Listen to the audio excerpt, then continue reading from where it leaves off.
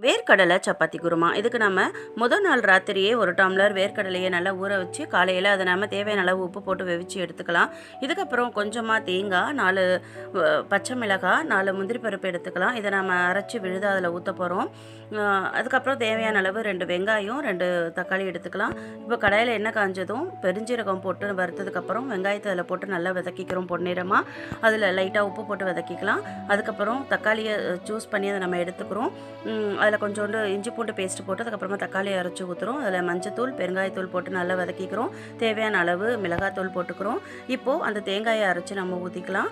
இதுக்கப்புறம் நம்ம வேர்க்கடலை வேவிச்சு வச்சுருக்கோம் இல்லையா, அதையும் நம்ம அரைச்சி கொஞ்சமாக அதில் போட்டு கலந்துக்கலாம். தேவையான அளவு உப்பும் சேர்த்துக்கலாம். இப்போது நல்லா கொதித்து வந்ததுக்கப்புறம் அது மேலே கொத்தமல்லி இலையை தூவுனா சூப்பரான வேர்க்கடலை குருமா நமக்கு ரெடி ஆகிடும். சப்பாத்தியோட வச்சு சுவையாக சாப்பிடலாம். நன்றி.